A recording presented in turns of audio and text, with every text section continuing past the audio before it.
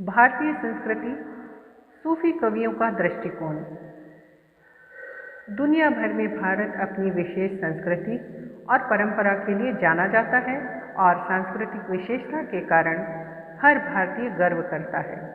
अनेक परंपराओं और संस्कृति की पावन भूमि है भारत।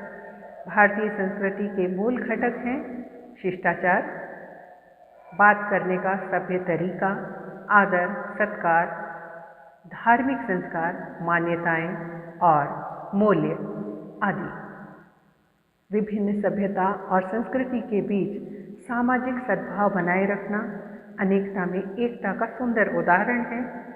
अपनी अपनी स्वयं की संस्कृति और परंपरा का अनुसरण करके शांतिपूर्वक तरीके से रहना भारत की पहचान है।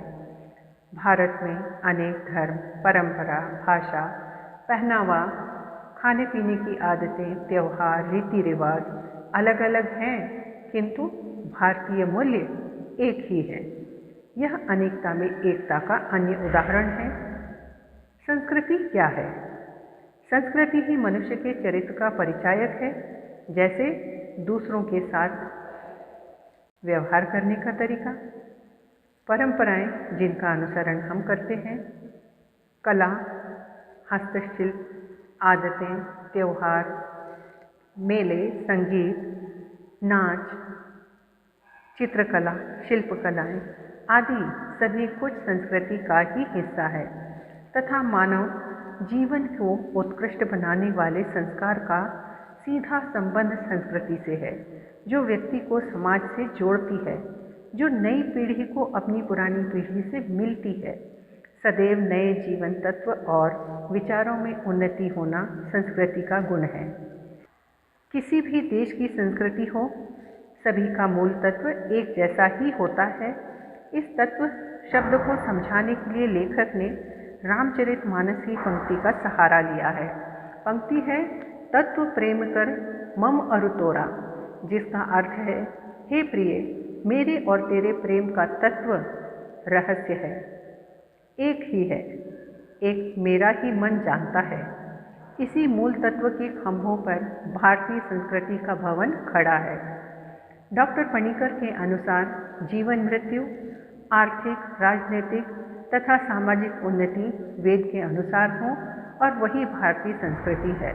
डॉक्टर पणिकर के अनुसार दर्शन, भाषा, कला आदि का स्थान संस्कृति में नहीं है, जबकि यह भी संस्कृति के ही अंग हैं।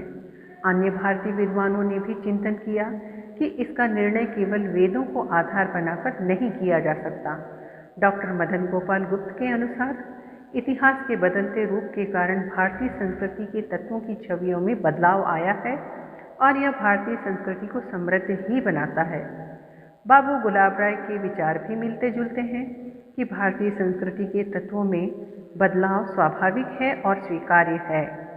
अगर हिंदू शब्द को भारतीय का पर्याय मान लिया जाए तो भारत में किसी भी मूल का रहने वाला हो, उसे हिंदुत्व की सीमाओं में रखकर देखें तो वह भारतीय संस्कृति के अंतर्गत आते हैं। इतिहास देखें तो आर्यों से पहले अन्य जातियां रहती थी, जिनका जीवन जीने का तरीका उनके भौगोलिक सीमाओं के अनुरूप था। वे जंगलों में रहते थे, इसलिए जंगल की संस्कृति में ढल गए। वे आर्यों के आने से पहले द्रविड़ दक्षिण प्रदेशों में रहते थे। द्रविड़ आर्यों को बढ़कर शब्द कहकर याद करते थे। बढ़कर शब्द का अर्थ उत्तर में रहने वाला माना जाता है। आर्य जातियां गांवों की संस्कृति में विश्वास करती थी। उत्तर भारत में आर्यों से पहले मय के वंशज रहते थे, जो लोहे के घरों में रहते थे। आर्यों का समाज गांव की संस्कृति में विश्वास करते थे और स्वभाव से किसी के अधीन रहना नहीं जानते थे। वही जो आर्य नहीं थे, वे शिल्पकला प्रेमी थे, जिसके कारण उन्हें शूद्र मान लिया गया, लेकिन बाद में वे मिलजुल कर रहने लगे। द्रविड़ प्रदेश के लोगों में दो वर्ग थे, एक जो मछली का शिकार करते थे और समुद्र तट पर रहते थे, दूसरे जंगल में रहकर शिकार करते थे। अतः द्रविड़ों में भी नगरीय सभ्यता के कोई लक्षण नहीं दिखते हैं। अतः स्पष्ट होता है कि भौगोलिक परिस्थितियां संस्कृति को प्रभावित करती हैं, तो विदेशियों का आगमन भी संस्कृति में बदलाव लाता है। जैसे सिंधु नदी से लेकर ईरान तक पश्चिमोत्तर भारतीय भूभाग किसी एक देश की सीमा में बंधा हुआ था, जिसकी सभ्यता 3000 वर्ष पुरानी थी। ईरानी प्रदेशों में देव शब्द का अर्थ देवता न होकर राक्षस या दानव और असुर शब्द का अर्थ देवता है। सिंधु घाटी पर बसे आर्य भी ईरानियों की तरह वरुण और अग्नि में आस्था रखते थे। इसी श्रृंखला में लेखक के अनुसार 1500 वर्ष पूर्व ऋग्वेद की रचना हुई होगी, ऐसा लगता है। यहाँ सारांश पूरा होता है। हम विशेषता की ओर बढ़ते हैं। भारत जैसा विशाल देश, जिसमें अनेक जातियों धर्मों का एक रूपता से सम्मान होता है, पहले से ही अनेक सभ्यता और संस्कृति से जुड़कर नए रंग रूप के साथ जुड़ती, बढ़ती और समृद्ध होती गई है। इतिहास बताता है कि भारत में वन संस्कृति, नगर, ग्राम, पर्वतीय जल संस्कृति आदि के तत्व सम्मिलित हैं। संस्कृतियाँ भिन्न भिन्न पुष्प हैं, किंतु सभी पुष्प एक ही माला में पिरोए हैं। अब हम प्रश्नमाला की ओर बढ़ते हैं।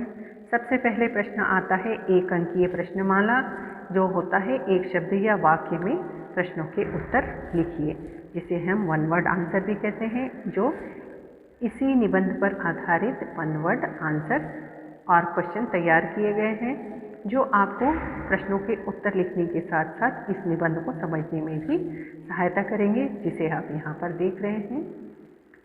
अगला प्रश्न आता है ससंदर्भ व्याख्या कीजिए। यहाँ आपको समझने के लिए इस प्रश्न के उत्तर का एक सैंपल तैयार किया गया है, जिससे आप देखकर स्टेप्स का अनुसरण करके उत्तर लिख सकते हैं, अच्छे अंक प्राप्त कर सकते हैं। अब हम टिप्पणी की ओर बढ़ें।